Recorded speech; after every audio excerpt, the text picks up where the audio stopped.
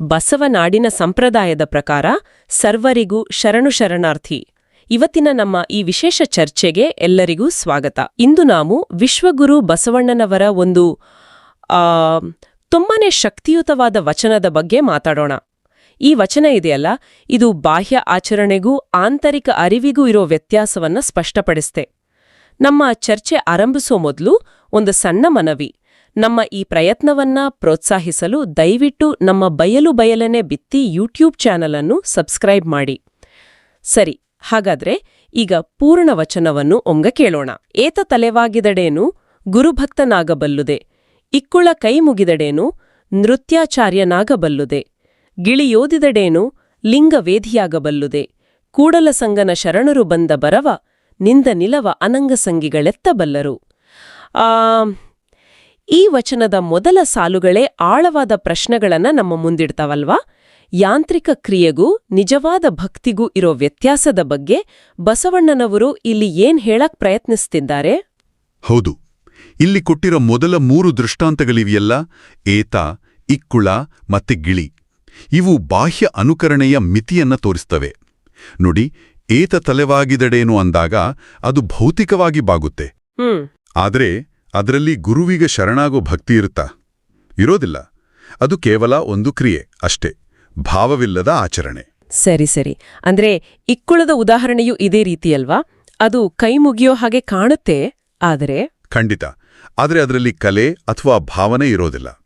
ಇಕ್ಕುಳದ ಚಲನೆ ಕೈಮುಗಿದ ಹಾಗೆ ಕಂಡ್ರೂ ಅದಕ್ಕೊಂದು ನೃತ್ಯದ ಸೌಂದರ್ಯ, ಒಂದು ಲಯ ಅಥವಾ ಒಂದು ಆತ್ಮ ಇರೋದಿಲ್ಲ. ಆತ್ಮವಿಲ್ಲದ ಅನುಕರಣೆ. ನಿಖರವಾಗಿ. ಅದೇ ರೀತಿ ಗಿಳಿಯನ್ನು ನೋಡಿ.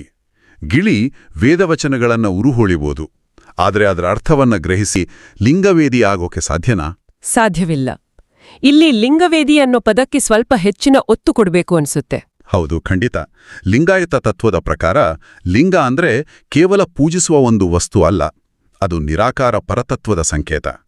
ಆ ನಿರಾಕಾರ ಶಿವನನ್ನ ಅರಿಯೋದು ಕೇವಲ ಜ್ಞಾನದಿಂದಲ್ಲ, ಅನುಭವದಿಂದ ಮಾತ್ರ ಸಾಧ್ಯ. ಗಿಳಿಯ ಓದು ಆ ಅನುಭವವನ್ನ ಕೊಡೋದಿಲ್ಲ. ಅದ್ಭುತವಾದ ವಿವರಣೆ. ನಮ್ಮ ಈ ಪ್ರಯತ್ನಕ್ಕೆ ನಿಮ್ಮ ಬೆಂಬಲ ಹೀಗೇ ಇರ್ಲಿ. ಮತ್ತೊಮ್ಮೆ ವಿನಂತಿಸ್ತೀವಿ, ನಮ್ಮ ಯೂಟ್ಯೂಬ್ ಚಾನೆಲ್ ಅನ್ನು ಸಬ್ಸ್ಕ್ರೈಬ್ ಮಾಡಿ. ಸರಿ, ಈಗ ವಚನದ ಕೊನೆ ಭಾಗಕ್ಕೆ ಬರೋಣ. ಅನಂಗಸಂಗಿಗಳು ಅಂದ್ರೆ ಯಾರು ಮತ್ತು ಶರಣರ ಬಂದ ಬರವ ನಿಂದ ನಿಲವ ಅಂದ್ರೆ ಅದರ ಅರ್ಥವೇನು? ಅನಂಗಸಂಗಿಗಳು ಅಂದ್ರೆ ಕೇವಲ ದೈಹಿಕ ಮತ್ತೆ ಲೌಕಿಕ ಸುಖಗಳಲ್ಲಿ ಮುಳುಗಿದವರು. ಅವರ ಗ್ರಹಿಕೆ ಇಂದ್ರಿಯಗಳಿಗೆ ಮಾತ್ರ ಸೀಮಿತವಾಗಿರುತ್ತೆ. ಸರಿ. ಆದ್ರೆ ಶರಣರ ಬಂದ ಬರವ ನಿಂದ ನಿಲವ ಅನ್ನೋದು ಅವರ ಭೌತಿಕ ನಿಲುವಲ್ಲ, ಅದು ಅವರ ಆಧ್ಯಾತ್ಮಿಕ ಸ್ಥಿತಿ, ಅವರ ಅಸ್ತಿತ್ವದ ರೀತಿ. ಅಂದ್ರೆ ಅವರ ಜ್ಞಾನ, ಭಕ್ತಿ, ನಡತೆ ಎಲ್ಲವೂ ಒಂದಾಗಿರುವ ಸ್ಥಿತಿ. ಆ ಒಂದು ಆಂತರಿಕ ಸ್ಥಿತಿಯನ್ನ ಲೌಕಿಕ ವ್ಯಕ್ತಿಗಳು ಅರ್ಥ ಮಾಡಿಕೊಳ್ಳಕ್ಕೆ ಸಾಧ್ಯವೇ ಇಲ್ಲ ಅಂತ ಬಸವಣ್ಣನವರು ಸ್ಪಷ್ಟಪಡಿಸ್ತಾರೆ. ಹಾಗಾದ್ರೆ ಈ ವಚನದ ಒಟ್ಟು ಸಾರಾಂಶವನ್ನ ಹೀಗೆ ಹೇಳಬಹುದಾ?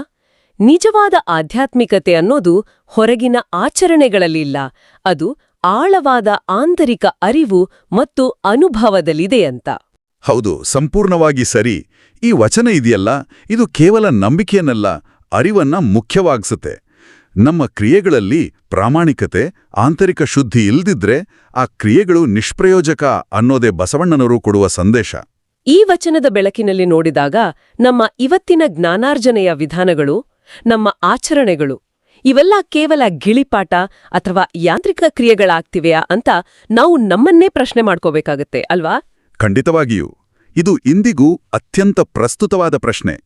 ಈ ಒಂದು ಆಳವಾದ ವಿಶ್ಲೇಷಣೆಗೆ ಮಾರ್ಗದರ್ಶನ ನೀಡಿದ ಕಾಯಕ ಫೌಂಡೇಶನ್ ಹಿರೇಬಾಗೇವಾಡಿ ಸಂಸ್ಥೆಗೆ ನಮ್ಮ ಧನ್ಯವಾದಗಳು. ಸರ್ವರಿಗೂ ಶರಣು ಶರಣಾರ್ಥಿ.